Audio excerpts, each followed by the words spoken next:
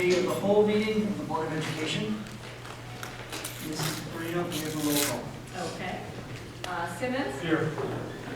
Oda?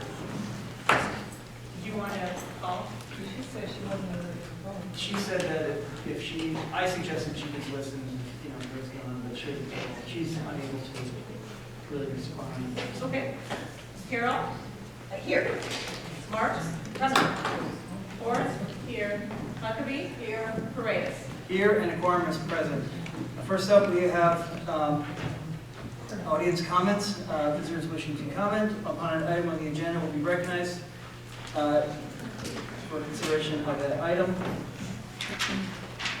We have, first up, Amanda Cole.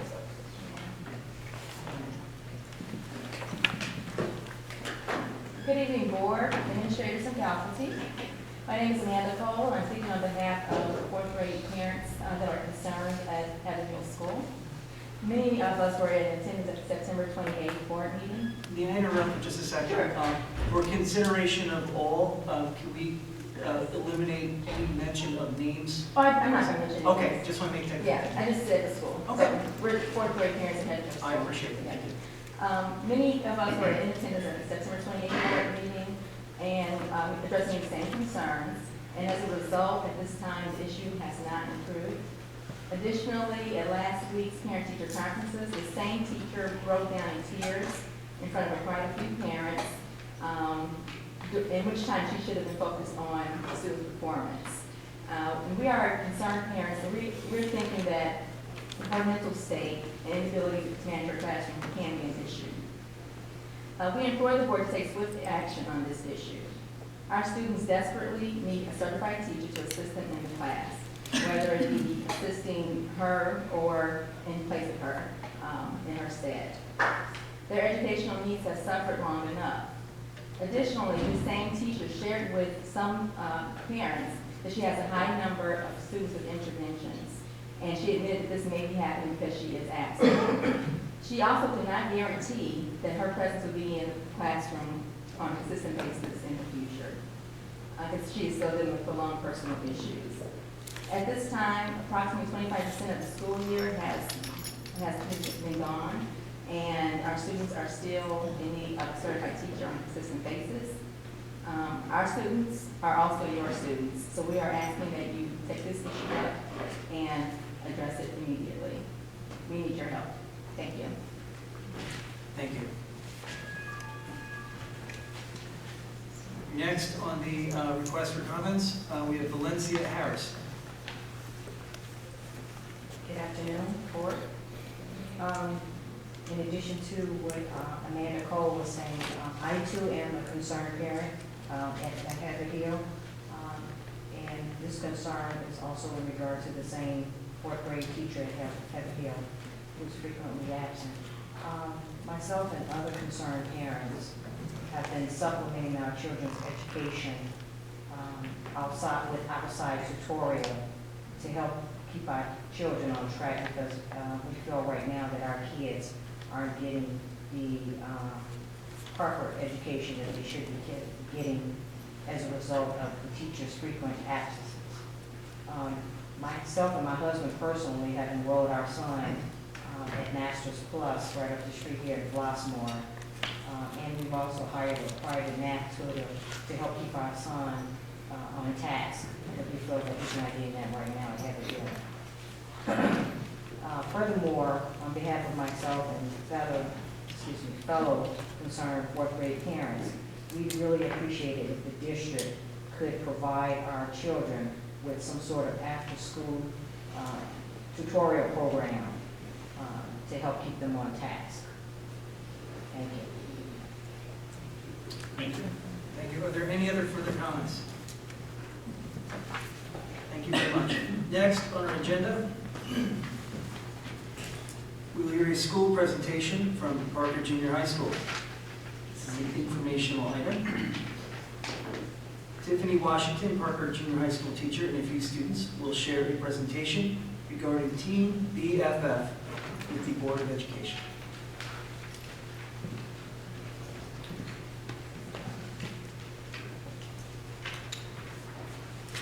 Greetings, board.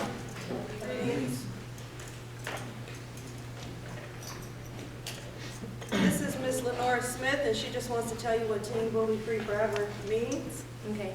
Teen BFF stands for Teen Bully Free Forever. We show elementary students and our peers why bullying is bad and can hurt others. We as a team help others and answer important questions that our peers and elementary students have for us. We make a difference in society.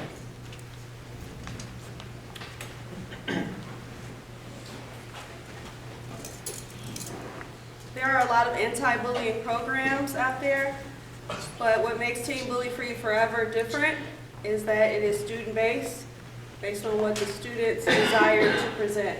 So they wrote a play for the school district and shared it with the elementary schools, and it's our honor to give you just a little taste of it, right, today. Ms. Washington, could they stand over here so we can all see?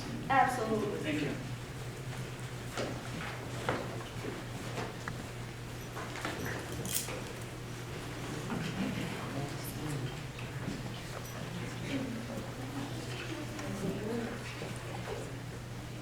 Hey, you're invited to my party.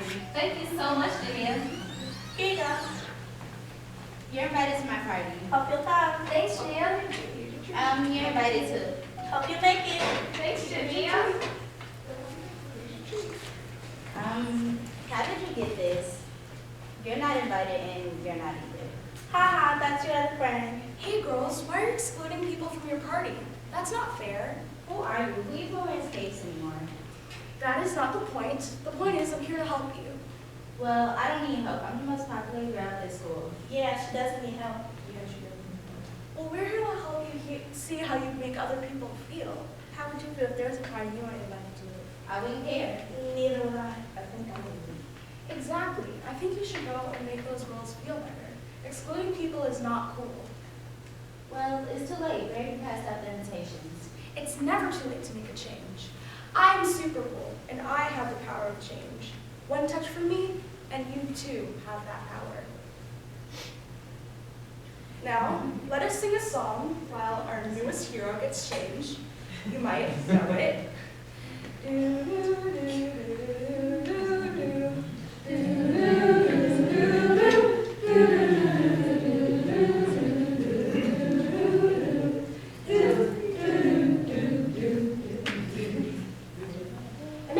It takes time to make a hero. Now, are you ready to make a change? Yeah. So let's rewind.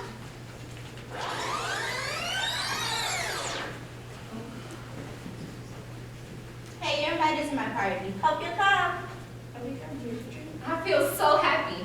You're invited to. We'll see you there. Thanks so much. You guys are invited to. Hope your dads can make it. You're invited to. See you there. Thanks, Jania. You guys are invited to my party. Hope to see you guys there.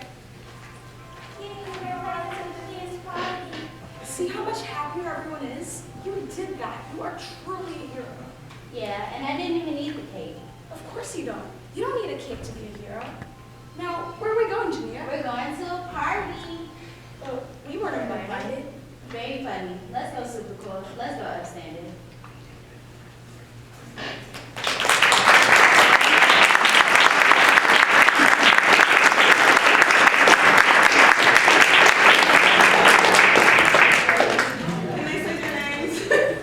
Yeah, Absolutely. we would like to have Ms. Washington come here and start Mr. Simmons to walk around, and we will shake their hands.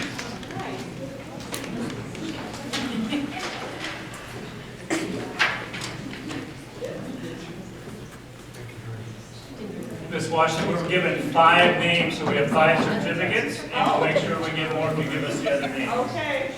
All right, hold on, you guys.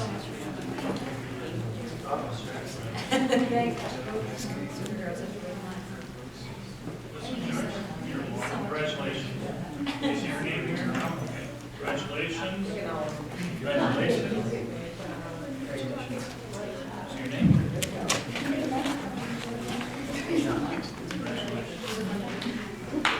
Thank you.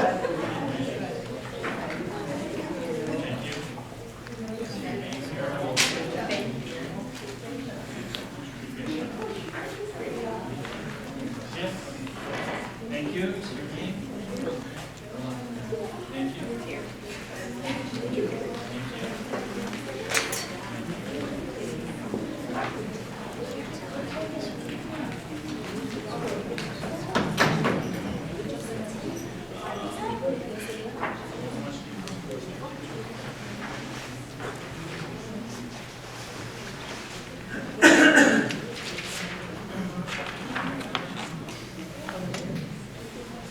have Mr. Minsky. Do you mind taking a picture?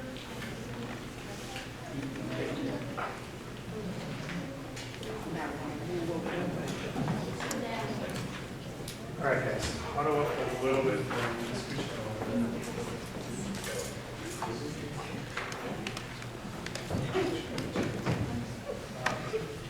All right, I'll take a picture on 3. Okay, right. Big smile on 3. 1, 2, 3.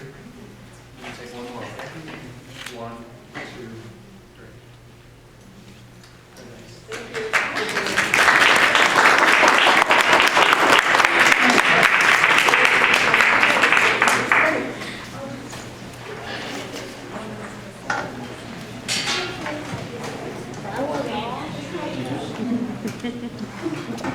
Thank you, parents. Thank you.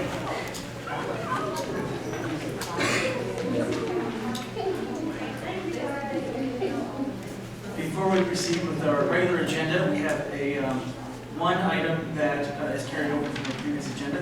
Dr. Duster? Yes, thank you, Mr. Freitas. If I can please have Mr. Kennedy as well as Mr. Naminsky come up. We'd like to present Mr. Simmons. Well, they say good things come to those who wait. Now, hopefully you see that the same way. Obviously, being new to the district, I don't know everyone's background on the board and so forth, but I'm told you were quite a baseball player in your day. So what we did is we went around and we got the signatures of all the players from the inaugural baseball team at Parker, and so we would like to present you with all of their signatures.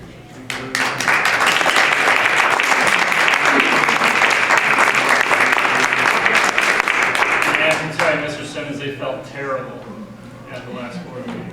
Awards, much appreciated. Thank you. Thank you. Next on the agenda, we have the acceptance of district audit and legacy. Dr. Duster? Yes, if I could please have Luis, if you'd like to come up and give a presentation to the Board of Education, answer any questions that they may have. Thank you. You should all have, well, everything's electronic now, so you want to sit down with copies.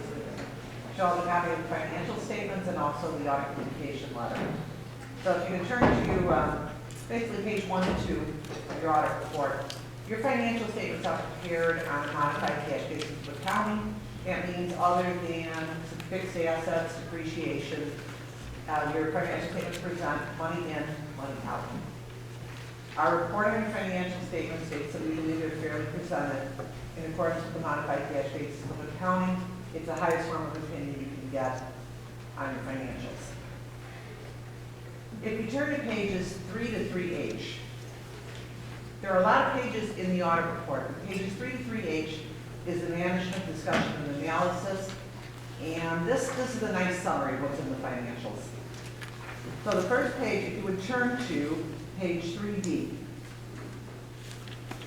3D is your income statement for the year summarized with last year's numbers for comparison purposes.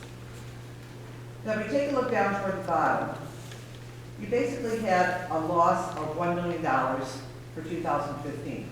So how did that happen? Right about the middle of the column, you'll see your total revenue was $34,458,000 compared to $35.8 last year. You're down about $1.3 million. And almost all of that was in your state grants. Your expenses, almost to the bottom of that page, were $35,482,000 compared to $36 million last year. So down about $772,000 as well. And if you look just above the total expense line, you have depreciation. Yeah, this might work. You have depreciation of $860,000, which is not a cash item. If we flip back to page 3C, your total assets at the end of the year were $56,187,000. Your total liabilities were $8.7, and you had a net position of $47.4 million. Of that, $26 million was your investment in fixed assets or capital assets. Your restricted money was 10 million, 10.9, and your unrestricted was 10.2. And a lot of what happened there was just a movement from one category to the other. You can see that your restricted assets decreased by 6 million. That was due to your capital assets. Capital projects fund decreasing by 7 million, and that money was moved up into your investment in capital assets. Are there any questions on either of these statements? Okay. There are a lot of notes in the financial statements, a lot of the same information is presented year after year, a lot of detail to support the statements that I just went over with you. On page 21, a breakdown of your capital assets at year end. And you can see that you have $6 million that you added to construction progress during the year. And if we flip back in the notes to page 30, I'm sorry, not page 30.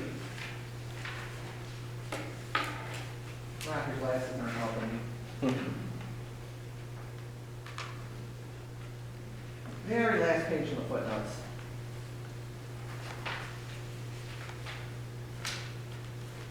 We have commitment, second to last page, it is page 30. Note 13, at the end of the year, you were committed for $2.5 million under construction projects. Again, any questions on what I presented? I'm sorry, you said on page 30? Page 30. It is note 13.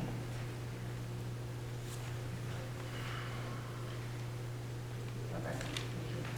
And right at the top of that page, you can see you're required to disclose if you spent more than, or you spent over budget in any fund.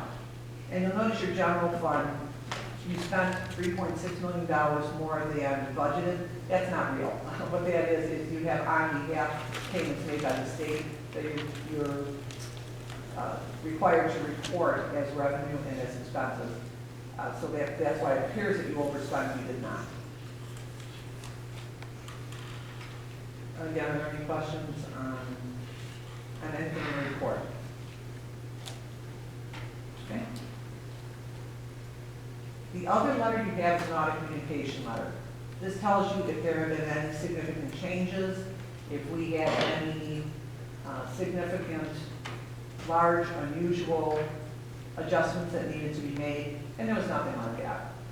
If we had any difficulties with management in conducting the audit, no problems with that. Everyone is expected. Okay. And finally, you'll notice again that you do not have a management letter. That means that we did not identify anything during our audit that we consider to be material weakness in your internal controls. So again, any questions? That concludes the presentation. Well, thank you very much. Next in the... I just wanted to just, I don't know if you've been to these meetings, but this has been consistent since I've been on it, that we do these types of audits, so that's a big compliment to our team that's contributing in the work that we're doing. So I hope this is a lot of confidence, I appreciate that. Thank you. Any other comments? Next on the agenda, we have DPEG Agnes, the scope of legislation update, which has been rescheduled, yes. Has been rescheduled, or will be rescheduled. Excuse me. Which brings us to the 2016.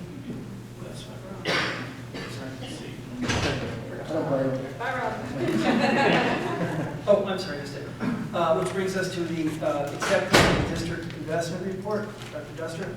Yes, if I could have Mr. Grossi come up. He will go over our annual investment report with the Board of Education. This is an annual event for new board members, and he will explain what he does and how our investments are doing. Mr. Grossi, or Dr. Grossi, excuse me. Thank you. Good evening, everybody. For those who don't know me, I served as the treasurer for the school district for the past 24 years. And I'm Bloom Township School Treasurer, so I'm the treasurer for many of the elementary school districts in the south suburbs, and high school districts, Homewood Flossmoor High School, Rich Township High School, and Bloom High School. And one of my primary functions is to serve as custodian of funds for the school district. So real estate taxes, state money, federal money, all that money flows through our office, and it's my responsibility to invest that money in a way that complies with this Illinois Public Funds Act, and to ensure that there's enough liquidity to meet payrolls and things of that sort. I also, as a side note, attended Serena Hills and Flossmoor Junior High, which is now Parker Junior High. So I'm a graduate of the school district, and I'm very proud of that. If you turn to page 2 of the investment report, for fiscal year ending June 30, 2015, the pool generated $3,577,000 in interest. That's on an average investment portfolio size of approximately $352 million. So the cash basis return to the school districts we service was 1.02%. And that's a combination of 1.29% on the managed part of the portfolio and basically less than 0.1% on the money market portion of the portfolio. School District 161 earned approximately $390,000 in interest last year. The rate of return compares to, if you look at the bottom of page 2, Illinois School District Liquid Asset Fund yielded 0.1% for the year. A one-year United States Treasury bill was 0.18%. 6 months CDs were just under 0.5%, and 3-year Treasury notes were just under 1%. As an interesting side note, one of the schools, we also service West Aurora as part of our pool, and it works out really well for the pool, but East Aurora is also interested in joining us and asked me to do a comparison of our historical returns versus schools in their surrounding area. And just to put it in perspective, Flossmoor 161, over the period, not 2015 because their audits aren't out yet, but from the period 2010 to 2014, the 5-year period, Flossmoor earned $2.4 million in interest on a little over $31 million of average fund balance. Indian Prairie has $108 million average fund balance during that time period.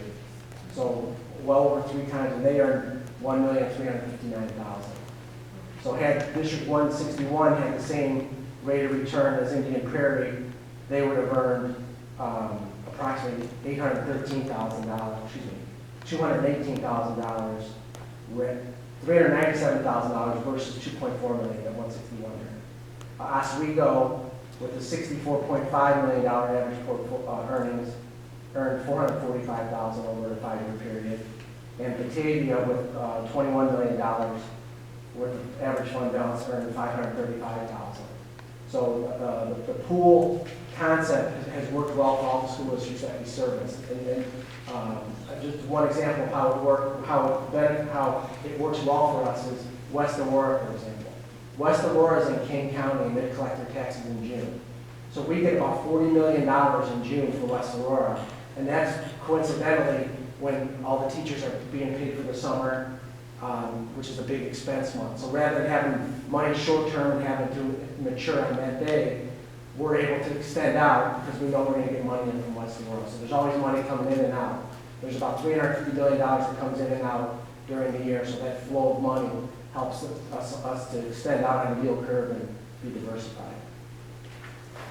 As far as interest rate movements, if you turn to page 3, and you look at the chart, you can see that interest rates remained at historical low levels. And it's essentially, the economy still is sluggish, and the Federal Reserve is looking and has been off and on saying that they're going to raise rates, and that spikes rates up, and then they haven't been raising rates and it raised rates down, so it's just been going up and down, but it stayed about the same. Right now, the market is assuming that there's a 70% chance that the Federal Reserve starts raising interest rates. That's the biggest portion, the biggest thing that impacts our portfolio, because our portfolio is very short. So Until they do that, interest rates are going to remain low. Back in the 90s and 2000s, interest rates were in the 4 or 5% range. There was significant money earned from having fund balances that has evaporated because of this low interest rate environment. So the federal government is trying to navigate the fact that interest rates are low worldwide. There's negative interest rates in some countries. There's not a huge incentive to raise rates, so they just stayed on the sidelines, kept it low, and it may start trickling up. It may trickle up before the fiscal year ends. That's probably going to be the case, but I don't expect anything significant. If you turn to page 6, current investment strategy. This is not a portfolio that we're active in the market and we get in and we buy and we trade and stuff like that. First of all, the Illinois Public Funds Act limits what you can invest the money in. So we can't invest in real estate or stocks and things of that sort. We can invest in CDs, U.S. governments, municipal bonds, things of that sort, government agencies. So it's fixed investments, low risk investments. So part of that keeps some stability.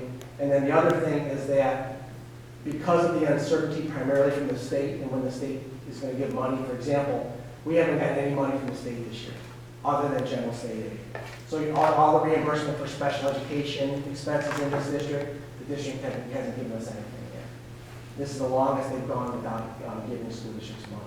But because of that, we need to make sure that we're liquid at all times, and we just don't know when the money's come in. There was just a breakfast with the state superintendent of schools, and he's not even committing that we're going to get all the general state aid this year because the state hasn't approved the budget, et cetera. So because of the uncertainty of cash flow, we keep a lot of money liquid, and we pretty much have the portfolio the way that we can hold every investment to maturity. So we're not actively buying and selling and speculating or anything like that. So you can see that the interest rates are relatively stable for school districts. If you turn to page 8, this is a composition of the portfolio by maturity and 45% of the pool. Now keep in mind, there's non-pooled money that's liquid, but 45% of the pool is under 1 year maturity, and 30% is 1 to 3 years. So 75% of the portfolio is 3 years or less, and then 18% is 3 to 5 years, and only 7% of the portfolio extends out over 7 years. And if you turn to page 9, this is a composition of the portfolio by type of investments, and 39% of the investments are in certificates of deposit. And the way I invest certificates of deposit is that we can invest $250,000 per entity, and since we're the custodian for 18 entities, we could put roughly $4 million into a bank and have it all under the FDIC levels. And we have that. So we have money in banks all around the country, all under the FDIC level. 39% of the money is in CDs, 24% government agencies, 29% municipal bonds, and 8% in bank and corporate notes, which are short term. Over the past 24 years, the pool has earned in excess of $122 million. It's something that we take very seriously, but know that primary objective is always safety of funds. But also we believe that there's, within that parameter of safety of funds, if you invest properly, there's some much needed revenues that can be generated for school districts, and that's what we try to do. So with that, are there any questions? How many districts are there in the pool again? 18? Yeah. So it looks like year over year, we've done two main things. You've moved about 15% of the pool from less than 1 year maturity to 1 to 3 year. So you've gone out on the curve a little bit. Right. And you've reduced your municipal bond allocation by about 10% and moved that into agency. Exactly. Can you just give a couple of sentences on why Sure. you made those two moves? First of all, with interest rate levels being really, if you knew the Federal Reserve was going to raise rates tomorrow, it would make sense to be really short, and then as soon as they raise the rates, then you invest in a higher rate. So during the year, as it became more clear that, or at least the belief was more that it was going to be a delayed process to raise rates, it made sense to extend a little bit on the yield curve, and we're able to make it 1% plus kind of interest rates rather than a quarter of a basis point kind of interest rate. So it was kind of a move to get a little more yield on the portfolio. That's why we did that. And then on the municipal bonds, it really was a matter, and you're exactly correct, we have less municipal bonds and basically added more government agencies. And I think what happened was municipal bonds were considered a real good value, and at the time, and because the spread between them and treasuries was higher, so we were able to take advantage of those in all the years. But now the market's also realizing that, so the spread's kind of tightened, especially for the better quality municipal bonds. So it became just a more attractive investment to go to government agencies, which are doing a little bit better, even a little bit safer with comparable interest rates. It just made sense to go in that direction. Thank you. Thank you. Thank you, everybody. Thank you very much. Thank you, Dr. Grossi. Okay, next on our agenda, we have the scope legislation update, which is being rescheduled, which brings us to the 2016 life safety improvements. The administration recommends that the Board of Education authorize preparation of contract documents for work noted by Green Associates. Dr. Justice? Yes, thank you. This is going to be a tag team, and we're going to have Mr. Regal, Ms. Lavella, as well as Mr. Sachak. And first of all, this is the time of year, new board members, that we start talking about our priorities for the summer so that we can prepare to go out for bid so that we get the best quotes possible. So that is what you are seeing in front of you, and Mr. Regal will be explaining that. The next item that we will have is a short little PowerPoint, but in the district we have a life safety plan in our survey, we have a facility plan, a capital improvements plan. We're putting that together in a simpler way for the board and the community to see, and when we're finished with that, we'll end up posting that onto our website. And I'm very excited of the work that has been taking place on that. We want to show you that tonight. So, if you three could come up, we'd appreciate it.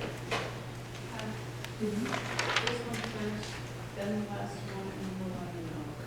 Okay. Oh, yes, George.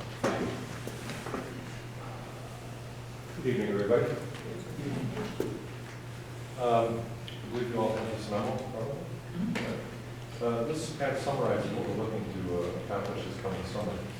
And if you're familiar with the 10-year survey process, about 3 years ago, I think at this point, we went through that with the district and came up with a list of work that needs to be accomplished within your buildings. And there are 3 different categories, just very briefly: A priority, B priority, and C priority. And where we're at right now is the B priority items. We've had 5 years to complete that work by the time the survey is approved. What we've done is put together a list here, and you'll notice some similarities as we go down the list. We're talking about boilers at Western and Northern Villa, as well as emergency lighting and exit signage in all of the buildings. And it varies from building to building, but it's basically devices, exit signs, battery backup lights that have failed. And that happens over the course of years, and they need to be replaced and updated. It's not all of them in any of the buildings, but in some of the buildings, there are quite a few of them that need to be addressed. And as well as some corridor ceiling tile. Here at Normandy Villa, there's some walls that you can't see. Well, you can't see them because they're not there, but they're also above ceilings. So we have fire separation throughout all of our buildings, and primarily in exit corridors, so you can make safe passage and exits. And here there are a few of those walls, and technically they need to go not just to the ceiling height, but all the way up to the roof deck. So there are a few of those walls in this particular building. And in order to get at those walls, we have to move some ceilings, so we're going to replace the ceilings as well as part of that. And then we're also talking here about the toilet rooms or restrooms right in the corner of the building, perhaps up the over here. Replacing fixtures within those restrooms as well as upgrading some of the finishes, and for the most part, everything that's in those restrooms really dates from when the building was constructed. So this time. And that pretty well summarizes, this tackles a lot of the B priorities we have already been done as part of the projects that were done, both the park and then, of course, the last year. All of our priorities have been completed, and we give 1 year board to do that with the tenure life safety. And now next we go to phase B, which you just said we have 5 years to do. We've tried to just tag on it a little bit to kind of group. Again, you'll see that we have 2 boiler replacement projects, we have the emergency and the exit sites on all the buildings, so more of those types of trades that we can put together in one bid package, typically with better prices. So you're going to design specs for these and we'll go out for bid after board authorization at our next meeting. That's the plan. I hope to release these towards the end of January, so we get still be live contractors who are looking for work on some of them. So we get a lot of interest in this. You're going to go out for bid in January, February? Yes. And this is for priorities A and B? No, A's priorities B. Actually, they're all priorities. They're all priorities? Yeah. So, so the Normandy Villa. Oh, I'm sorry. The first one, there are some emergency things that need to be done in the Okay. the priority items. All right, but otherwise, the boilers and the other Normandy Villa work with, that are located under, or listed under priority B, those are our primary focus. For here, yes, and that's the boilers. And then the toilets are priorities. Why don't we explain priority A real quick, Scott? I know you have this, everything works in priority A, everything has been addressed and fixed. However, there's a concern about how those are put in throughout the district, throughout the years. Could you explain that? The emergency lights? Mhm. We have probably 15 different kinds, types, manufacturers of emergency lights throughout the district, which makes it incredibly difficult for me and my staff to keep up with all of the different kinds of batteries and the circuit boards and the light bulbs that keep going bad. So it's a good time to kind of standardize that throughout the district, which would make it easier to maintain those systems. Just as an example, there are 10 of these fixtures at Western Avenue. There are 30 of them at Serena, 88 at Parker, the original Parker building. My question. There's a couple hundred throughout the Yeah. district. I know currently there's a lot of, like, put them up all over. I don't know if they're according to code though. I'm sure you're gonna check that and maybe reduce the amount. I doubt very much that there'll be a reduction in the fixtures. You don't think so? No, typically not. I mean, we'll take a look at that and see if there's some. There seems to be a lot in some of our schools compared to others. Probably are. Yeah. We do have a lot of interior rooms, interior hallways. Mhm. They obviously need the lighting in those situations. So I'm clear, so every priority A, so what's listed on here is priority A, B, and C. These are really all priority B items, and we'll be going out for bid on all of these items Yes. in a couple months. The only work that's on here that's not in the ARG is the C, the toilets, everything else is something that needs to be done. So, And just one more question. So these were priority, so B are items that needed to be completed within the 5 years? yes. 5, and the clock started ticking in 2014? No, it started taking about 3 years now. So, We have the summer of 16, 17, and 18 to complete these. I have a question. On the lighting, when you're putting in, I know some of this is emergency. Is it all emergency and exit Yes, Okay. that which would come on in the power failure. Does this fall on budget fiscal year 16 or 17, or both? 17, for the most part, might be a little bit of architect work in 16, but for the most part, we're looking at 17. So this is already starting to plan for next year's budget.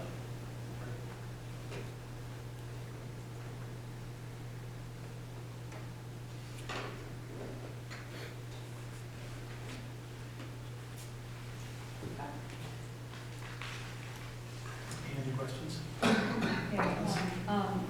So, just remind me, we got to bid, and for project B or C, something that will be done later in 17, should we, after the bids are open and received, should we then do some further facilities planning Oh, and talk about Normandy? what a beautiful Yeah. segue. I know it was way out, but can we back out of those open bids, or are we stuck with pursuing that work? I mean, if the scope changes, we can get out of it. Well, You could deny it. yeah, we could always, you know, if there's something that comes up in the meantime until the work is done, once you have a contract in place, technically you're committed to do the work, you can always ask for credits back and not do the work. That's probably not the best way to do it for a lot of businesses. Sure, understood. I'm really more looking at some of the bigger, like really the restrooms here, just wondering if we were to look at facilities and decide that maybe we would do something different. Everything else looks like it would be required no matter what. The one thing you can say, because it is a priority C on those items, we don't like the way the numbers come in, we can throw it out, put it off. I think that was, yeah, that was kind of more what I was getting at. Okay. We'll ask for a separate price on that as well. Yeah. We do that anyway for something like Right. that. Thank you. What has happened, to further with your question, we spent a lot of time going over this facility plan with Green Associates, which will show you in draft, which you've seen a little bit. We're real comfortable, it doesn't mean things won't change, but we're real comfortable with where we are right now. Mhm. Okay. Ms. Lavella? Mr. Stashak? Yes, go to the next one.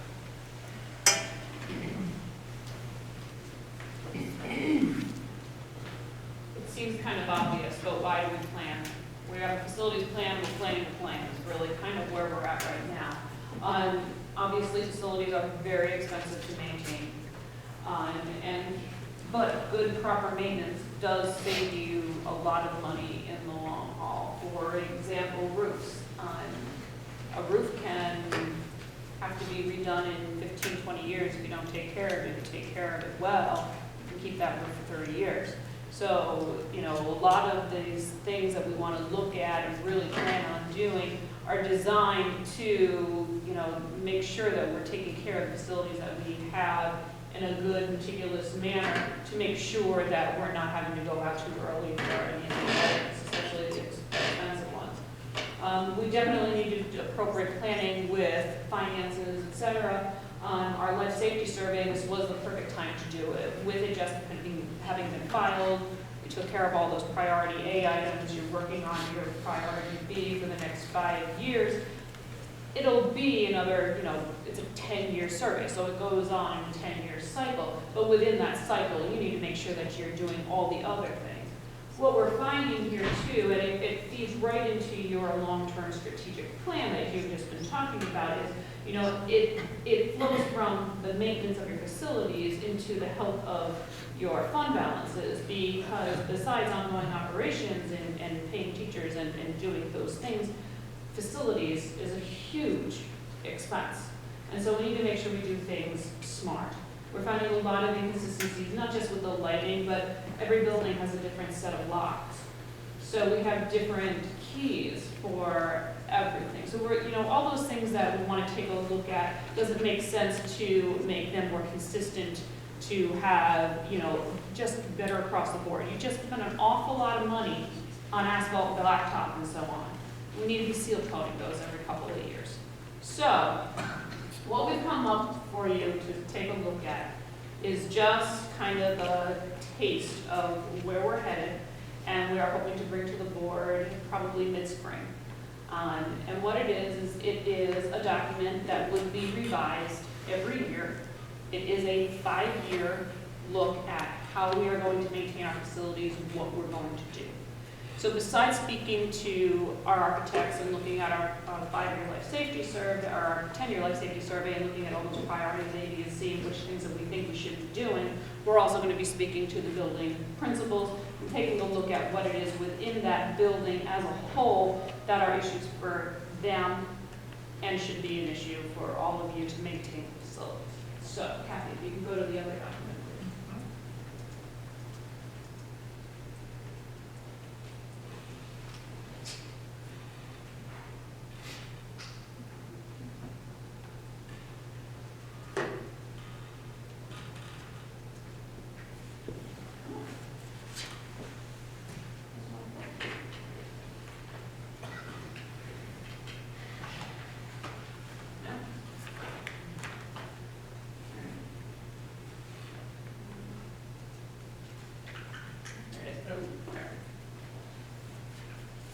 What we are doing is we are creating for you this.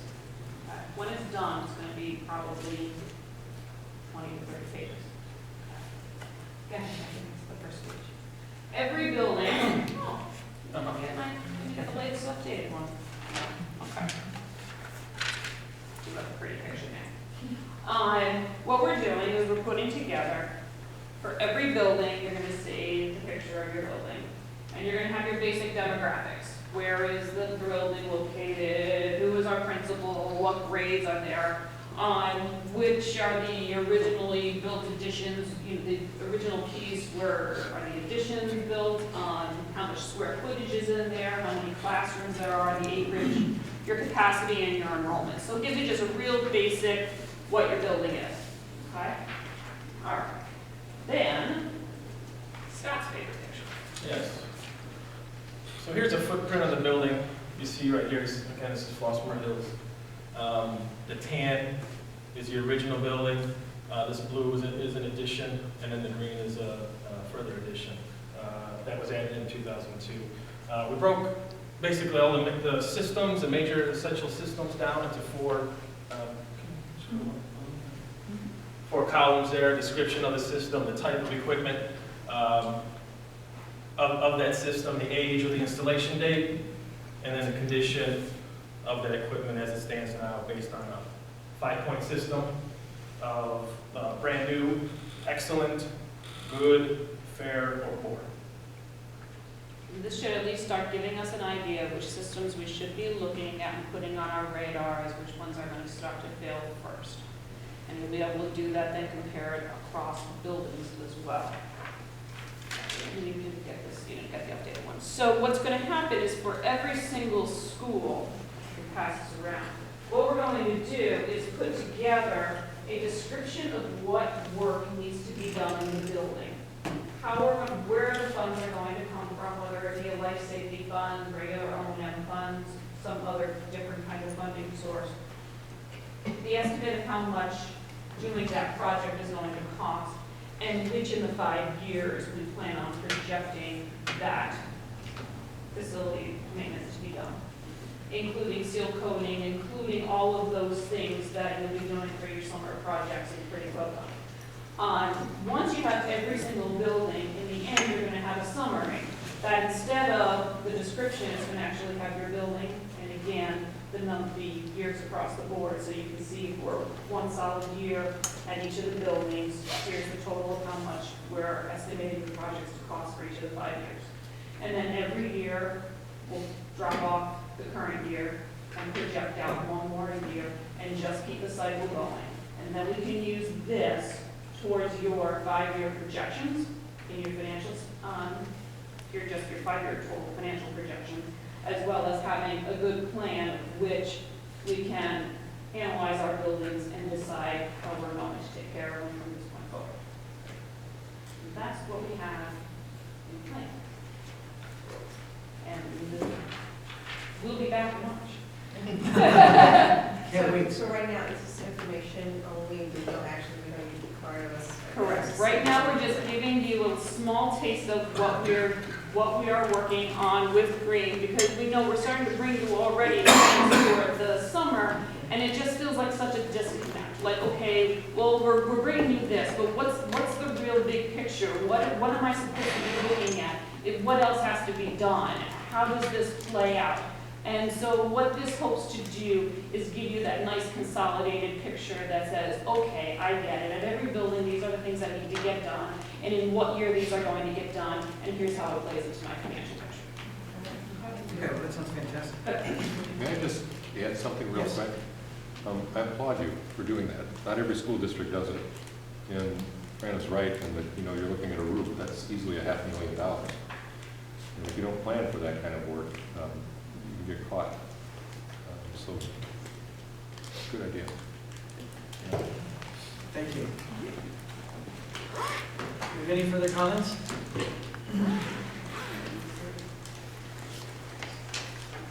Okay, next on the agenda, we have Summer School 2016.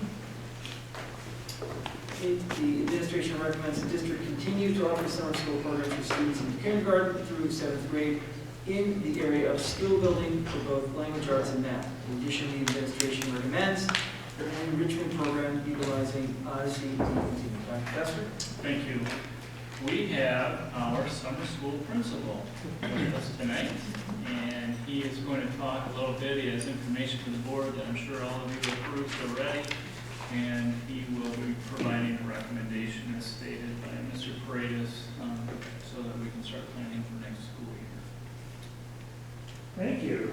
It's the highlight of my year. I say that every year. I circle this date on my calendar when I know I'm going to speak before the board, and when it's done, I circle the next year. So it has been the highlight of my year since the first year I did it, and went on and on for about 45 minutes. That's fair for everyone in the audience. So my goal today will be to be concise, give you the data that you need to make an informed decision, but not overwhelm you with statistics. If you can go to the next slide, this is just a basic overview of our summer program. Some quick facts and figures. We had 314 total students that were in attendance. In looking at my 5th or 6th review of this data, again, Kathy Perino, I apologize, I've already found another mistake that I made, so I did not get that to you. The numbers of 274 and 218 there, those are reversed. There were actually 218 total students that were in our regular summer school program. There were 96 total students that were in our virtual enrichment program. The numbers in parentheses indicate the figures from last year. I always like to do a comparison from the year I'm displaying to the previous year. So we had more students overall in summer school 2 years ago in 2014. We had more students in the regular summer school program 2 years ago. The virtual numbers, however, are a little bit different. 2 years ago, we offered virtual enrichment through Odyssey as a kind of a pilot program. We had 59 students that year. Last year, we saw a substantial increase, so with a total of 96 students enrolled in that. We offer early childhood and special education programs throughout the summer. 9 students took advantage of the early childhood program. We also offer instructional programs, not just at the early childhood level, but the primary, intermediate, and junior high level. We had 34 total students that were involved in that. Those are both increases from the year before. We give a survey each year to our parents to kind of see where we're at, their perceptions about summer school, their satisfaction. Those numbers are pretty solid from what I've usually seen. Most parents that respond to our survey are very pleased with what they have. 99% overall satisfied with the experience. 97 said they would enroll again. 97 said they would be interested in a virtual Odyssey course continuing. We give them a 1 to 6 scale on overall effectiveness, and our average this year was 5.22, which is kind of in the range it's been over the previous few years. Very good data, we're pleased with that. The next slide is connected a little bit to some data that you're going to see in the future of this presentation. So each year what we do is we identify the students in our district that we feel would recommend, that would maybe be beneficial to attend our summer school program. Our summer school program, take out the enrichment part of it, is remedial in nature. It is designed to help students who are performing below grade level. We get input from both our NDA map test that's taken both in the fall and in the winter in January. We also get input from the teachers of those students to put together a master list of students that we feel would benefit. This is our recommendation list. We put that together. We publicize, we do some phone calls, which I'll talk to you about in a little bit. This just kind of represents the total percentage of students from each school, and then overall, of students that are recommended that actually physically attend. That number is usually around 50%. It usually falls between 47 and 53%. We did have 53% last year. We saw that number decline a little bit this year, 48%. There's some reasons why. I know that when I ask the teachers to make these contacts, I ask them if it's at all possible to get a reason, if the parent is willing to provide a reason why they do not want their child to attend summer school. The vast majority of parents that do respond to that simply say they're either making arrangements for a tutor or they're simply not interested, they want to give their child a summer off. What we have seen increasingly over the last couple of years, unfortunately, are a number of families that we contact that we are never able to get hold of. We make multiple phone calls, we send emails, we put the information out, and they simply do not respond to us. We can only try so many times. I think our teachers are very fervorous on trying to get in contact with these parents because they know the children would benefit from the program. So we've seen an increase on the parents who simply don't respond. The numbers at Foster Hills and Heatherville are very solid. Some decreases at Serena, Western, and Parker. Again, if you look overall, 53% of students that were recommended 2 years ago attended. That number was down to 48%. We had 410 total students that were recommended 2 years ago. Last year, that number was down a little bit to 396. Bunch of information. I won't go too far in depth into this. Just to let you know, we try to keep that total cost number as consistent as possible. We have not bought supplies in terms of curriculum for about 3 years now. The supplies that we're using are pretty much still in date. I replenished a couple of supplies last year and some of the curriculum materials to keep them consistent and fresh. We try to keep our transportation costs down. If you notice, 2 years ago they spiked. We had to add another bus that year. We decreased the number of buses that we used last year. We got creative on some of the routes, thanks to Pam Majewski, so we're able to keep that number down. If you look at total cost over the last 3 years, it's been within that $73,000 to $76,000 range. Very careful about what we do with staffing. I watch the class numbers for summer school very, very carefully. When they get to about 23, 24 at the early age, and then 27, 28 at the upper age, we will open up a new section if we have to. Of course, when we open up a new section, that requires more staff. So we watch those very carefully, try to keep these numbers consistent. The state reimbursement, as you have been told, and as you probably know, fluctuates from year to year. We've seen pretty solid state reimbursement in terms of our transportation and special ed programs for the last couple of years. One of the hallmarks of our summer school program is the inclusion of Odyssey. We ask each of our classroom teachers that teach the regular summer school program to have a daily commitment to Odyssey for all their students. One of the things we do is we provide all of our students, just as they do have in most of our classrooms here across the district, we provide them with a one-to-one device. In kindergarten, first, and second grade, each student has a laptop. In third through seventh grade, each student has an iPad. We try to continue that educational experience that they have during the regular school year, and Odyssey is a focal part of that. I ask each of the teachers to plan to have students using Odyssey for between 20 and 30 minutes a day, each day of summer. What I did there was just kind of chart out, based on the Odyssey reports that were given, the total number of students and their on-task time, and then averaging that out. You'll see when we get to the bottom, overall, each student that was in a regular summer school program averaged 23 minutes a day. If you look at the grade levels, those numbers will fluctuate a little bit. Some of that deals with teacher comfort with Odyssey. I can tell you right now one of the numbers that stands out to me is the first grade and the fifth grade number. I can speak to the first grade number. I can tell you that we employed a teacher who was not part of our district due to staffing needs. She was not used to Odyssey, didn't really get comfortable with it until about mid-year, so that's why you see that number. Fifth grade, something that we need to investigate and take a look at. But again, 20 to 30 minutes is our goal. That is on-task time that is listed, so that does not mean getting on Odyssey, logging on, and then staring at the problem. It means actual physical engagement in the program. Should I ask questions at the end? I don't want to interrupt your presentation, but would you prefer if I asked at the end? Okay, so with that previous slide, you had said that the K through second is using laptops? Yes. Okay, and then the other ones are using the iPads. What's the rationale behind that? We know that our 3rd through 7th grade students during the regular school year, 4th through 7th grade have a one-to-one that they take home. 3rd grade, they have the one-to-many. So we want to continue the experience with the device that students are most comfortable with in that grade. Okay. We also know that when we use those iPads, and we get those iPads from all across the district, we run low on the supply due to the fact that a lot of our iPads are for maintenance. So we supplement the K1 and 2 with the laptops. That's the rationale for why we've done that. Okay. Just in terms of the on-task time per class, so looking at 3rd grade, 230 hours, 26 minutes, is that all the hours the average student spends? Or is that, all the students together are spending 230 hours? 23 students in 3rd grade spent a total of 230 hours on task time on Odyssey during those summer school classes.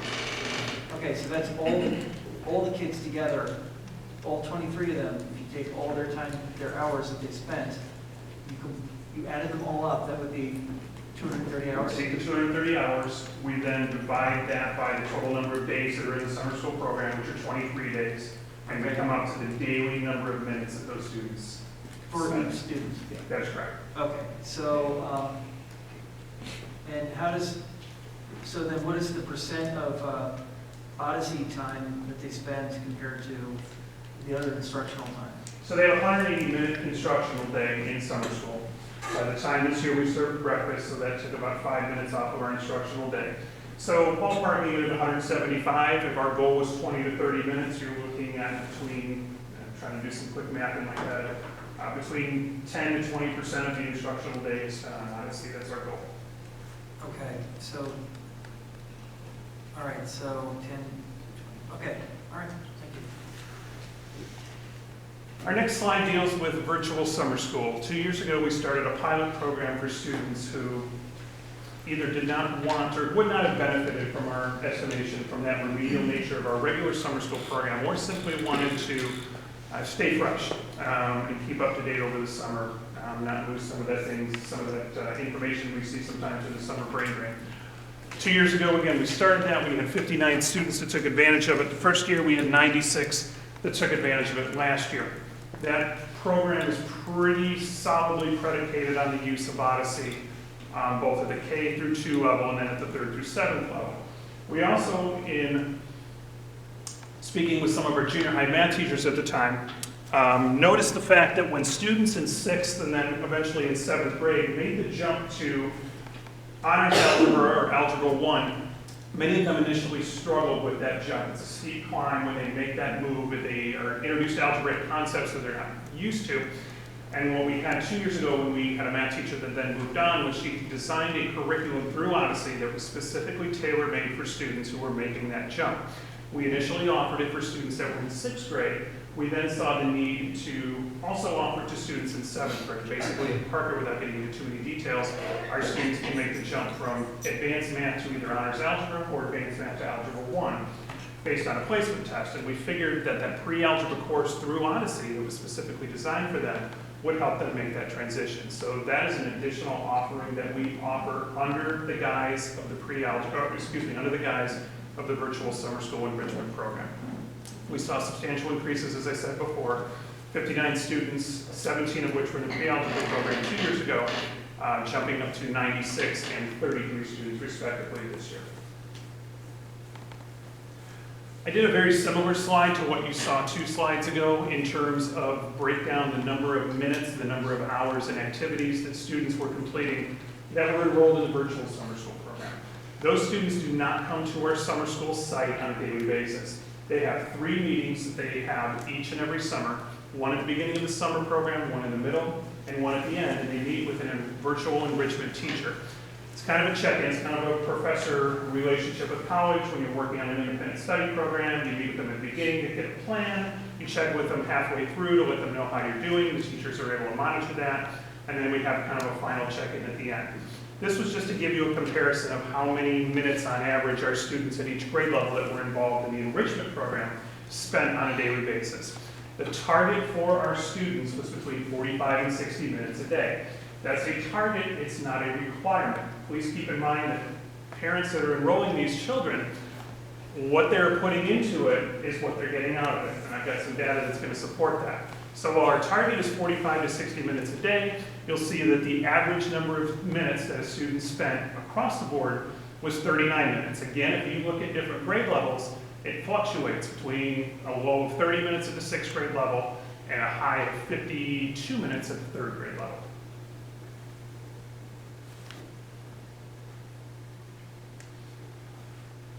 What we do to measure the effectiveness of summer school each year is we take 2 data points. We look at the spring math score that each student gets in both math and reading. That score is registered when the test is taken in April and May. We then look and see how that student who attended summer school, either in our Odyssey program or in our regular summer school program, performed when they hit the fall, when they hit September. We want to see if the impact of that program over the summer truly did have an impact. What you'll see here is a breakdown by grade of the number of students who grew on their math reading or their math.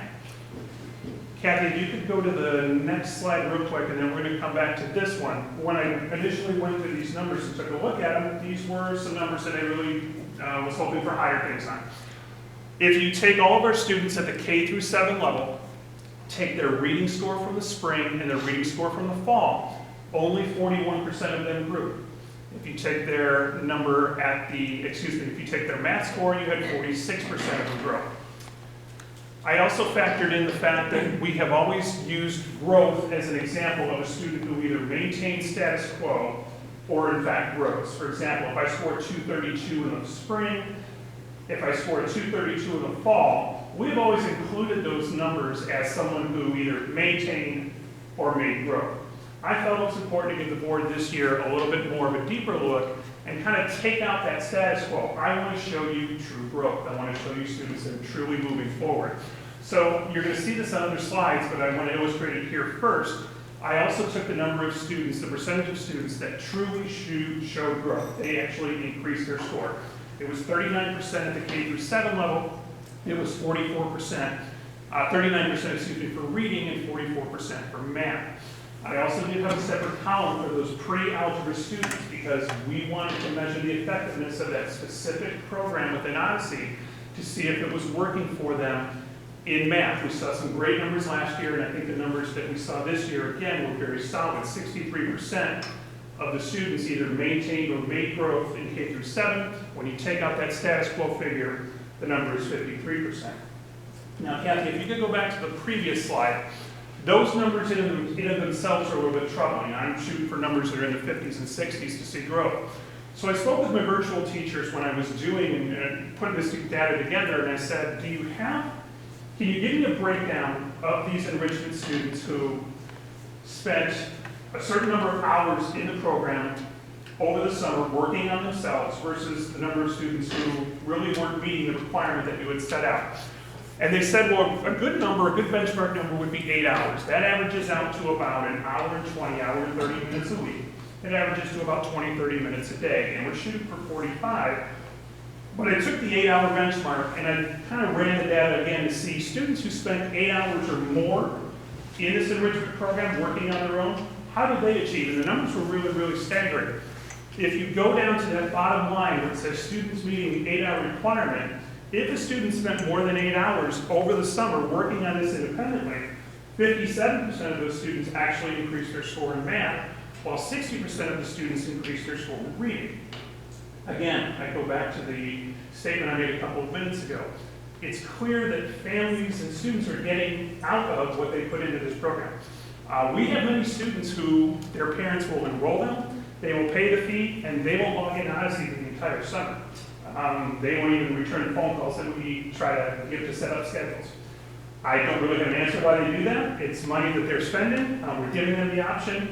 We continue to try to reach out to them. We know that as we continue this program, we need to increase and bolster the incentives that we give families and the incentives we give students for completing this, because the data that we show truly, truly is good. If I missed, or this may be later on here, did you do a comparison for those who chose to take the Odyssey course and those who just didn't take it at all? Was there a difference between growth in those two groups? That comparison really, the comparison between the students who enroll in the program and the students. Yeah, you were saying that if you, those who enrolled in the program and then actually participated, like they had growth, and I was just asking, were you looking at, is there a difference between those students who didn't take it, just in the same grade, like they could? Just didn't enroll in anything. They just didn't enroll in it, right, so I just wanted to see if there was the difference so we could show.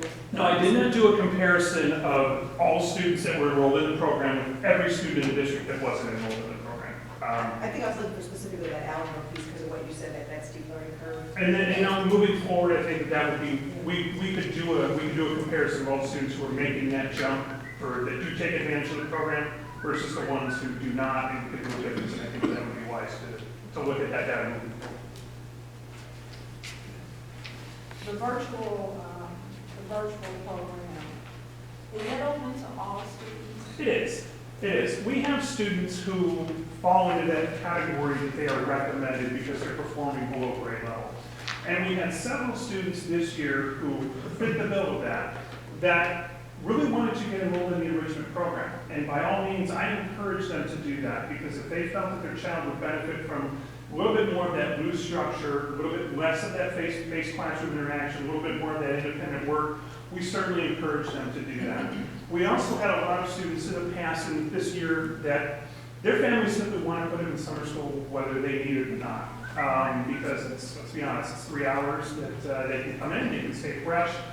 I am armed with all the data for all of our students across the district, and I know when I have a student whose parents are calling me or sending in a registration form that are performing at an exceeding high level on a regular basis, I will call each and every one of those, and I will say, here's the basic gist of it. Your child is in the 75th percentile nationally. Summer school is geared towards students that are below that 50th percentile. I certainly will enroll your child if you'd like to keep them fresh, but it's a concept that they may grow bored with, and in doing so, I don't want to have them be discouraged in summer school. I don't want them to be disrupted because they're bored to death. I will try to funnel those students into our enrichment program because that program meets those students' needs where they're at. So I never enroll students in our enrichment program at the expense of regular summer school unless the data really shows they're not really in need of remediation type instruction. Just to clarify, the pre-algebra Odyssey course, is that for a full credit in pre-algebra? No, it is not. That is probably the most common question that I am asked. It is not a ticket into a class. Our pre-algebra system, and I don't want to get into the math system at Parker Junior High, probably do discussion for another day, but I'll touch base with it very quickly. Gotcha. Our students that are in our 6th grade math advanced program, that are up leveled in 6th grade, their next step when they go to 7th grade is to take honors algebra. Their step after that is to go into geometry. Our students that are in regular 6th grade advanced, when they go to 7th grade, they take 7th grade math advanced. At the end of that 7th grade year, any student in 7th grade math advanced takes a placement test. The placement test determines if in 8th grade they go to honors algebra or they go to algebra 1. Those are two distinctively different classes. Originally, this program, this pre-algebra course, was designed for students who were making the jump to honors algebra. However, we looked at the program, and we looked at the data, we looked at the needs, and we said, even if you're not making the jump to honors algebra, you're making the jump to algebra 1, which is still an accelerated course. This pre-algebra class gives you the foundation you need to be successful. Okay, now, I hate to go back 32 years, but it used to be that there was an actual pre-algebra class that you could take in, now is that now the 7th grade advanced math class? I mean, is it, I'm just trying to, what is the bridge that would typically be there between 7th grade math to this thing called algebra and pre-algebra? So that is a question that I am still learning the answer to. In my experience as a schedule, and in my experience as working the curriculum at our level. We go from 2 math classes options in 6th grade to 3 math class options in 7th grade to 4 in 8th grade. I don't have the clear-cut answer for you on that. It's something I'm still learning. Okay, and I had another question regarding the Odyssey use, and I think I've asked this before, maybe, our data collection has improved a little bit, but, and I've actually talked to Odyssey about this a few years ago. Do we have a way of tracking how much time is spent outside of school for our kids taking the Odyssey based class? And do we have a way of tracking outside login times for Odyssey for our K through 8 regular summer school kids who are spending 10 to 20% of their in-class time using Odyssey? Can we find out how much they may be logging in at home? Because I'm saying this because my son, who's now a second grader, he logged in a lot, and he did a lot of other programs as well. And so what I would be interested to see in terms of looking at what's the value added for this, what are the numbers surrounding A, just going into Odyssey for extra hours, and B, how is that supplemented with other interventions, like Raz Kids, or there's a couple, I forget the names of them, now. There's some that we have out there that kids are using. So I would like to see what's their overall enrichment package over the summer and how that compares to our. So you're asking if there's a way to track the time spent by students in the regular classroom in the summer school program versus the number of minutes that are spent by a student who's not enrolled in summer school, how they're spending time on Odyssey over the summer? No, how they're, so they spend, let's say, 17 minutes in class or 30 minutes in class. Are they spending an additional 15 minutes per day at home doing Odyssey? Or, what is the... You want to know if there's a report that basically indicates what percentage of the minutes they're spending on a daily or weekly basis is actually spent at school versus spent at home? Yes. Okay. What's the extra enrichment? What's the... All right. Do I have my Odyssey report expert in here that can answer if that's available? So any time a child logs in, their timestamp is there, Okay. and their duration is there. Pulling the data is possible. It's just not sitting in one report to, supply what you're saying. You'd have to do pull the data and then massage it. But every time a child logs in and works on activities, that is logged as a timestamp. Okay. I would be interested, and I don't know how much extra time, if this is just a few clicks, to gather this information. I know a couple years ago it seemed like it was a big deal, so I didn't really pursue it. And I think Odyssey even told me, no, we don't have the technology yet. But I would really think it would be beneficial to see, what the ratio of growth versus time actually spent. Yes, Ms. Hart. It's not time, it's actually folder completion. So what we need to go after is, did the student complete the folder? Okay. And so what they asked us to shift from is focusing on the time, but we need to complete folders at a certain percentage, and that's when you see the growth. So we need to look at the folder completion and the percentage of folder completion to measure growth, not time. Okay. The other, does anyone else have a question? I said one left.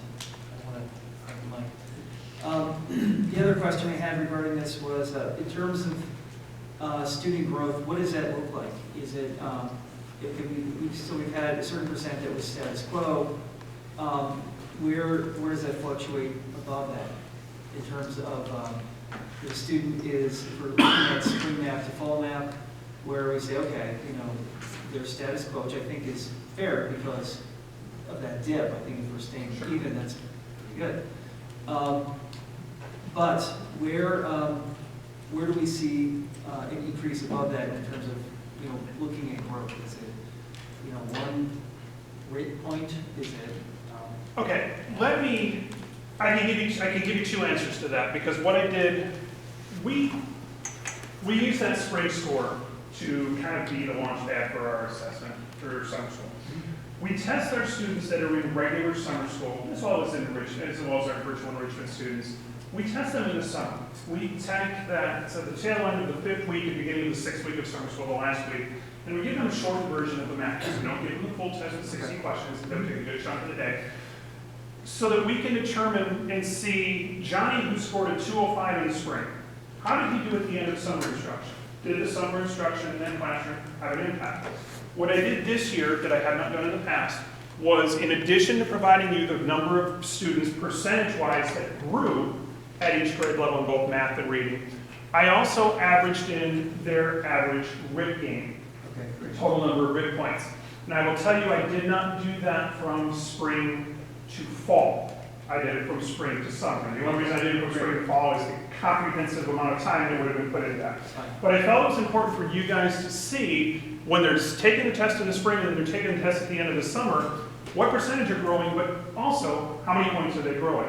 So this chart, and we'll go into detail to bore you with all the numbers, shows you at each grade level, and it's important to know we do not test our students in kindergarten and first grade during the summer. And the reason we don't is that the shortened tests are divided up into 4 segments, and we do not have a formula from NWA to give us a true score.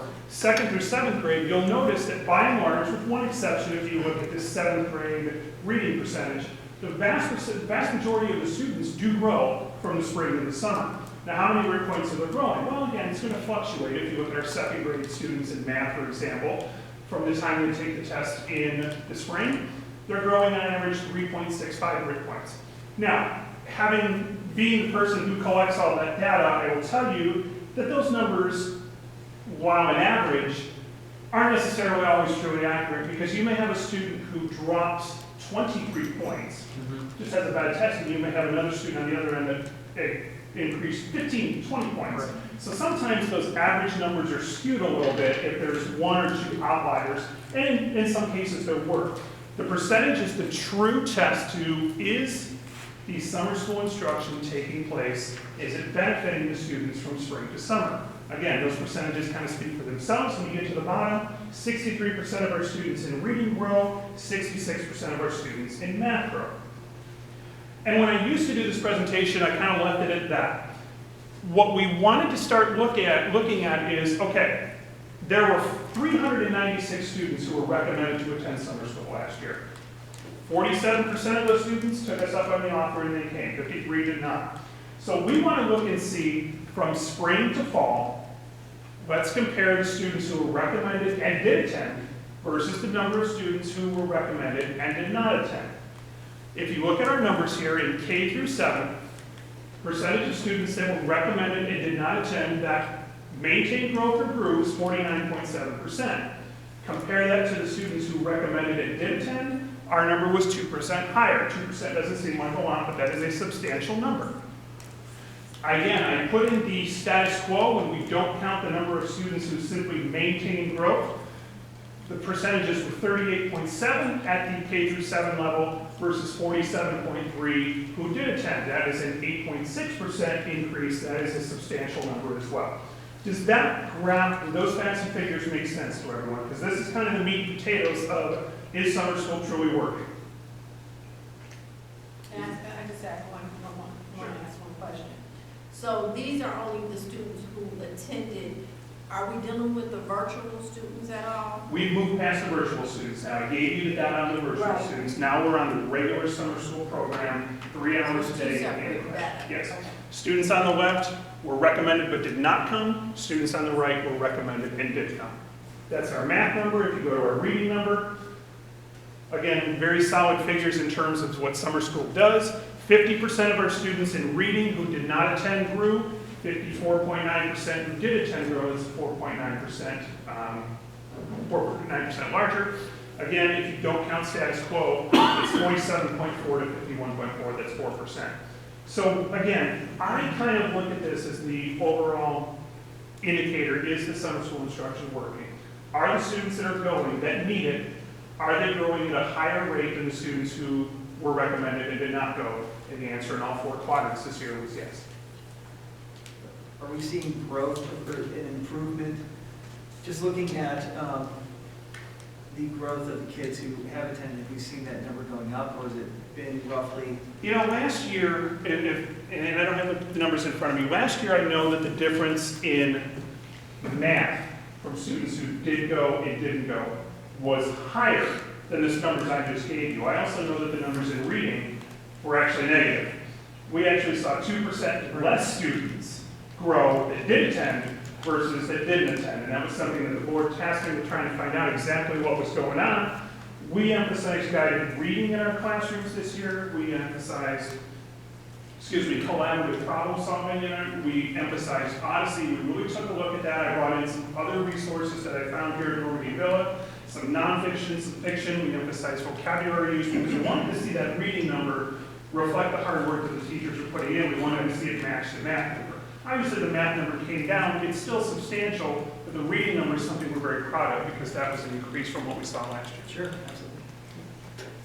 All right, very quickly, there's a board memo that I've given you, but I just want to outline our proposal for 2016 summer school. The site is TBD. We have looked at both Serena Hills and Parker over the last couple of years, and that need has been based on construction projects that have taken place. We'll take a look at that, look at the numbers that we have, and see which one of those buildings meets our needs. We generally do it at Serena. The year we did it at Parker, we also were very successful as well.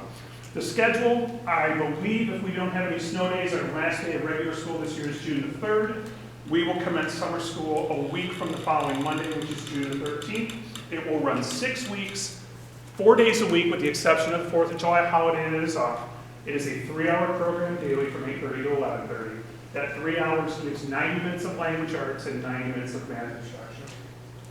The fees for regular summer school have been consistent. We have kept them at the level that they have needed to. If a student wants 180 minutes of instruction for summer school, that tuition is $100. The virtual fees, although consistent for the first 2 years, we raised those. The proposal is to raise those by $10 this year to go from 50 to 60 to provide additional increased support for the summer school money that's coming in. The achievement data will not change. We will continue to assess our students based on math and based on that pre-algebra assessment for the virtual enrichment program. Kathy, if you could go to the final slide, I'd just like to give the board always kind of an idea of how we do this and the timetable we do it. We take a look at the January map window to determine which of our students need to be recommended.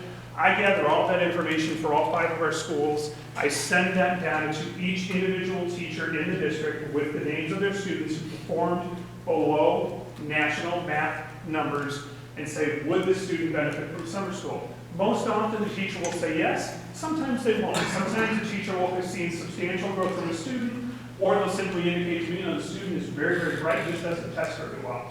We truly want to make our summer school program geared towards the students that need it. Once we compile all those names and get those back, I send a letter to each family of a student that's recommended. We get the word out. We do at least 2 phone contacts. Last year I did 4 email contacts with each one of these parents. We did the phone blast. We put it on the website. We throw it on social media. We advertise it as much as we possibly can to get the number of students in that we can. That's kind of a summary of my proposal plan. See, Dr. Work's got her hand up. One thing that we didn't talk about, we're trying to solidify some professional learning, and we might need summer school to start on the 20th of June, not the 13th. So. And we can do that. You need to see how the winter goes too. Yeah. Regardless of when it starts, it will last 6 weeks, and it will be a total of 23 days of instruction, 3 hours a day. Any other questions that have not been asked? Again, I'm sorry for the length of it. I hope I gave you the information that you needed. No, we like thorough. Very good. Nice job, Commissioner. Thank you very much.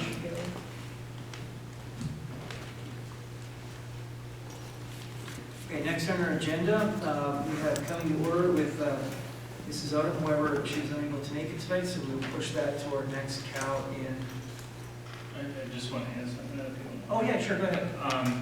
Mr. Simmons, I'll go ahead and put you down as well for the January, so we'll have 2 presentations. And then we'll follow the timeline that's in your packet as we go. Who's next? Ms. Harrell in February.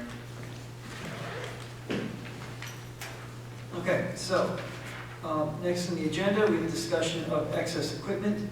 The administration recommends the Board of Education approve removal of unused surplus and excess equipment books that are no longer used by the district. Dr. Guster? Yes, we have actually two lists for you, and if I got Mr. Lee come up and speak, and Dr. Warwick, if you would like to talk a little bit too, but this is usually an annual event for us where we're looking at our inventory, and we'll be sending things to the recycling, but we want to make sure that since these were purchased through public funds, it goes through the board and they approve it. Thank you, Mike. So, we formed a recycling committee here. There was about 4 to 5 of us here. We went through the whole building, through all the closets and everything, to look at all the old excess equipment on here. I found a recycling company that was willing to come in at no cost to go in and help us tag all the inventory, including description, serial number, and if it was grant or not. So that was on the spreadsheet that was given to the board. So with that in place, so I recommend that to the board for recycling of excess equipment. Some of the equipment's between 15 to 16 years old, and there's no need for it anymore. Dr. Ward? Some of the books that we're recommending had dates published before 1950. We're also recommending some books that have not been checked out of the library for extended periods of time. So that leads us to believe that that might no longer be of interest to the children. And then there are also some ISAC books that have been purchased, and since ISAC is no longer here, that's something else we'd like to dispose of. The library books, are we going to be donating them to some, I know places like Spawn now, or is there a plan for that? That would be the next plan, to call and ask if like Scares, they're in DuPage if they want to come. So if there's libraries, if there's other people that might want those books. Yeah, if you know of anyone, let us know. We just have, where is that place you said? It's up in Glen Ellen, actually. And we have some places right here in Chicago Heights and Fort Heights and other places that are running it. So I just figured we could put out a call, because sometimes they do want books. Follow does not want the books because they're too old, so. Thank you. Okay, so these are books that are in the library that are specifically, just haven't been checked out. Some of those on that list, yes. No one's checked out Dick Whittington's Cal? No one has. 1950? Should we take a historical money with these? So, They don't look like we're losing anything of value.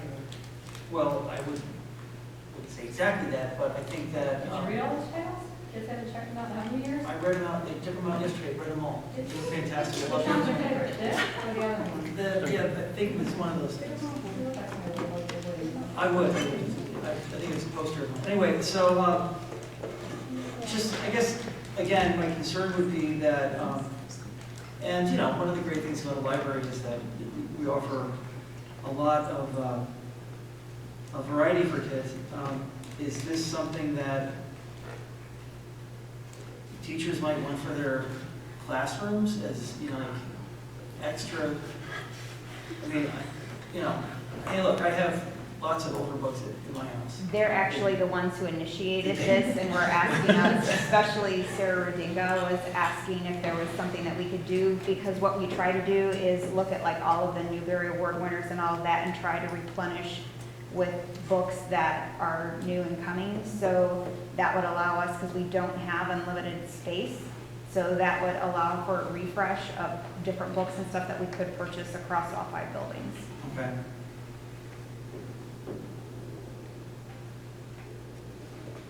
Any other questions?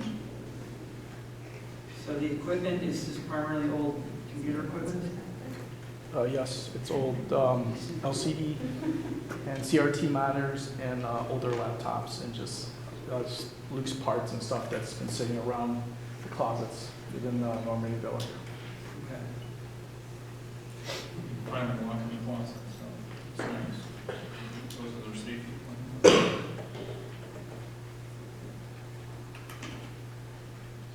Okay, I guess I don't have any other. We should probably say the book, how does it feel to be old? Because maybe that represents how these books feel. How old is that book? 1979.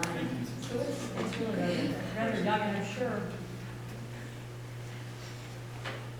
lots of good useful information. Also, a tennis book from 1980.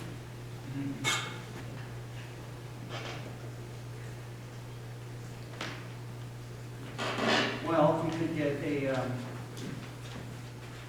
place to donate, I certainly. We were just, and I will probably speak to, somebody, Parker, but NJHS is always looking for fundraisers, and to be able to like, even do a fundraiser where they sell these kids these books, have the kids go through like a book fair where they sell them to them for 5 or 10 cents a book. Some of these books may be of value to some kids who start libraries, and then whatever doesn't get used gets donated, but I'm thinking of creative ways, one, to keep, again, NJHS is always trying to own something. The books may not be of value to us or the teachers, but something might spark something, and then we do have a lot of local organizations from kids' hospitals or things that needs to go to DuPage County. We got stuff right. It actually goes to the whole state, so it just doesn't go to DuPage. They actually, Scarce works with everyone. Not just students, like the community. The community, yeah, they have community. I mean, we won't mention this right now, but it's something I probably will bring up later on to them, to say, Sure. this might be a great opportunity for you. Sure. And have them own it, so I agree. We're done. We're just. Any further questions or comments? Okay, thank you very much. And with that, we move on to discussion of professional service budgeted line item. Dr. Duster? Yes, what would you like to discuss on this? Okay, so, actually, I made I have some questions on this. Okay. And made some copies. Since it's used today. Would you take one pass it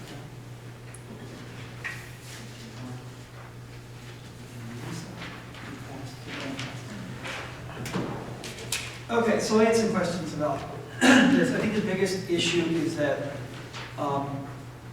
there really is, somehow we have had this discussion, and the next thing you know, it's in the budget, and then is a brief discussion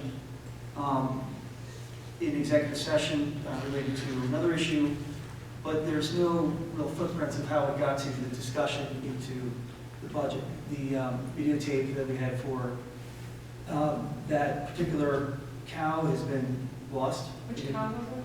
That was, I think it's the August 31st? August 31st cow. Everyone's. And then it's not mentioned in the minutes at all. Yes. Sure. There are specific names in here, and Right.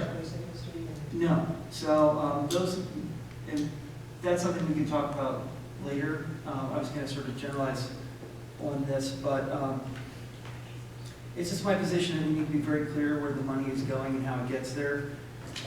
My understanding is that this money is allocated to a line item is to provide professional development to our teachers based on the August 31st COW in that discussion, and that an understanding of some sort seems to have arisen that this line item, which migrated into the budget between the August 31st COW and the budget hearing on October 14th, for which I did look at the videotape and there's no discussion, is to pay either consultants or employees not covered under the collective bargaining agreement to provide either parent university or Flossmoor University classes.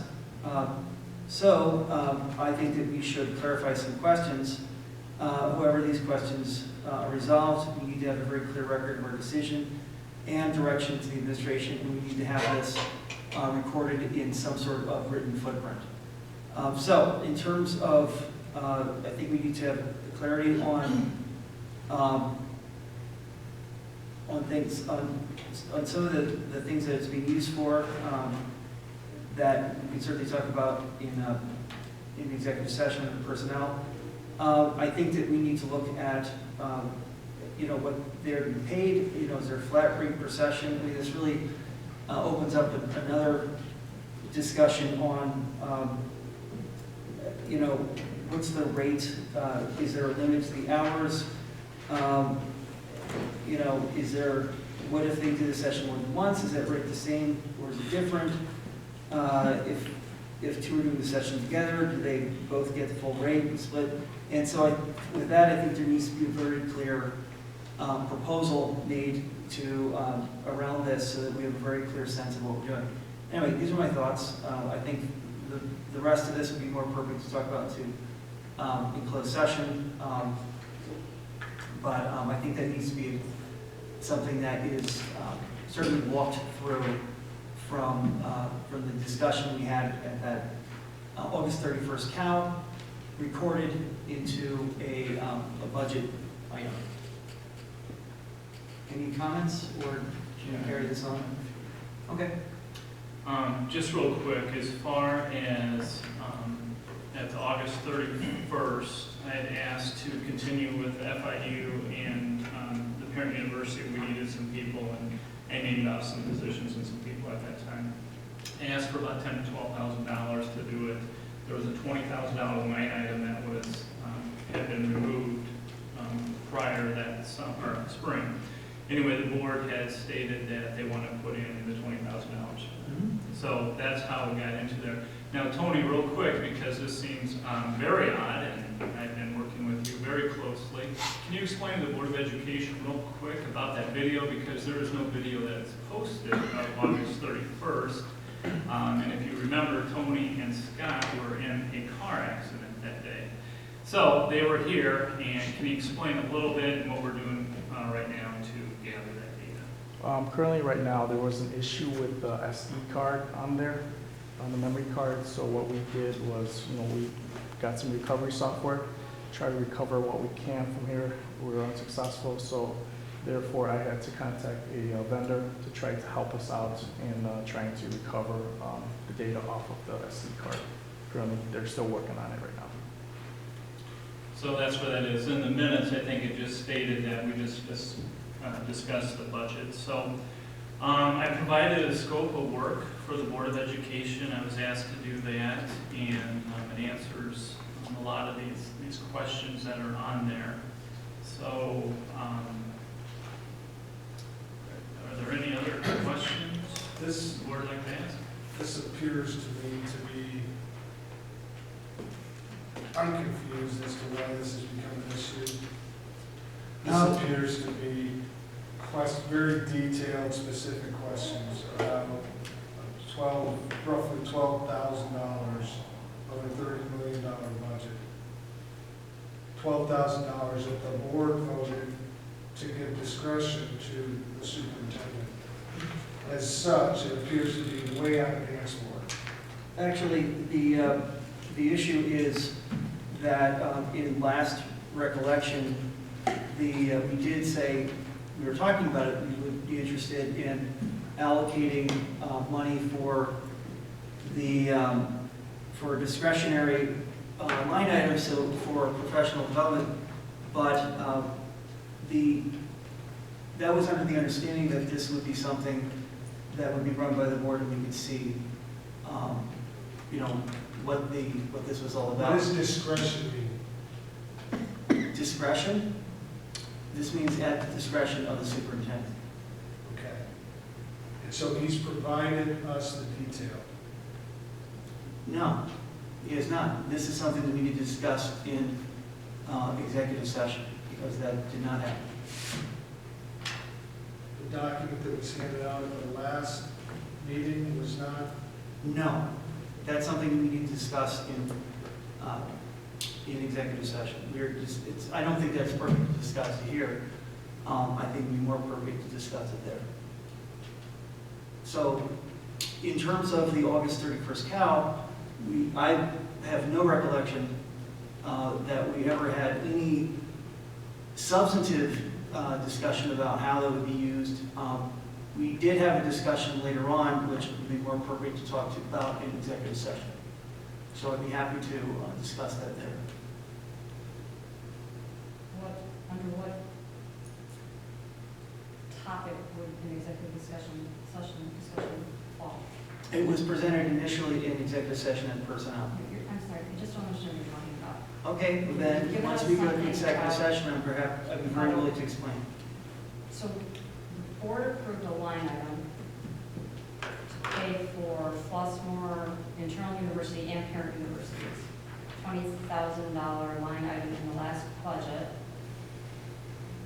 Discretionary spending to cover those things, those presenters at those, and I was imagine ancillary expenses for those two programs, I'm sorry, I don't recall that, I recall that it was discretionary to be used for development, we didn't say specifically for this. If I don't remember, but it was discretion, so we gave the superintendent discretion to use it. That's what it says. And I'm just looking at the memo from the superintendent. Yeah, no, I'm talking about, I thought you were saying that we initially approved, because I don't remember. It says what we approved was $20,000 for employees or consultants for Parent University and Flossmoor Internal University. From the meeting that we. No, in the budget. Yeah, okay. So, I mean, just because I have, since you brought up names, I just don't feel comfortable. Right, So that's fine. further. I'm asking why we're going to. And this is on the agenda, why? Because you had a question? Because I think it's something we need to discuss. So you just wanted to put it on the agenda? No, others did too.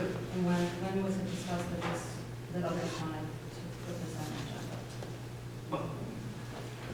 Can I just, Sure. so if this was a conversation that we had in executive session, then, and since the video for the opening is not available, can we just review the video, the audio that was done during the executive session? I mean, that would should tell you exactly what it is that we approved, what was agreed upon, if we were supposed to get an outline or detail of what these courses would look like, I mean, some sort of plan. I'm just saying, if the session was recorded, should we listen to that recording? We can, but we didn't, again, because I don't think it's legal to listen to recordings just to refresh your memory. It maybe is an entire group of people.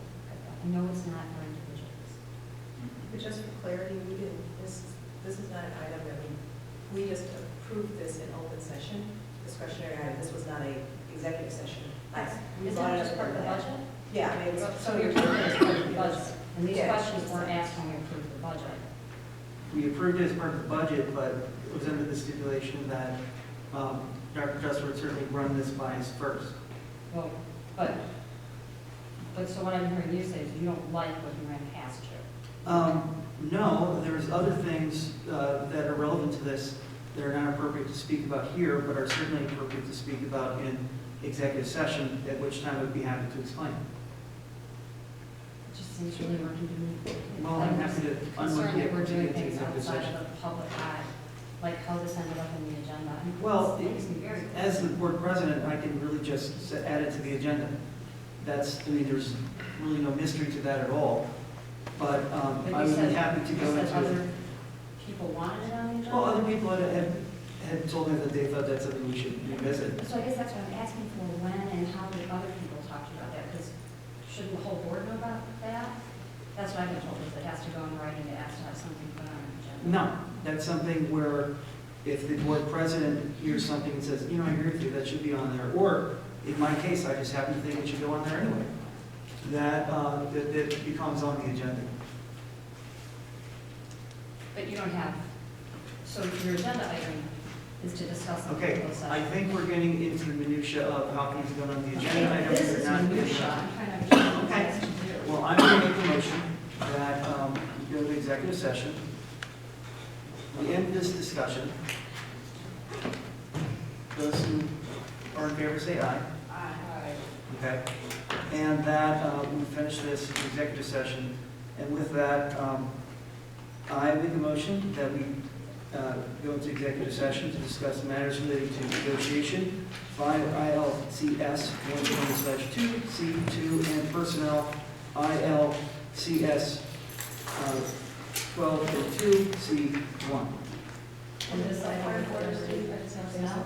Sure. It's not only executive session, so we can add this to the executive session minutes. Sure. Does anyone have a What do you think the category does this fit under? This fits under personnel. We'll only talk about personnel, we're not talking about expenses? No, see, we can talk about monetary expenses after we come back if we're not satisfied with the personnel lens discussion.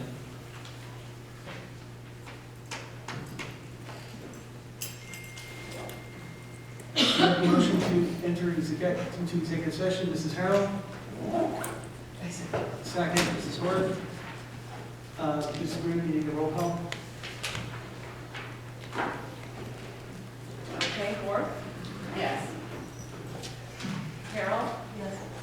Marks? No. Simmons? The motion is to Enter executive session. executive session? Yes. Alterby? Yes. Paredes? Yes, the motion is passed. We will be in executive session for approximately 1 hour.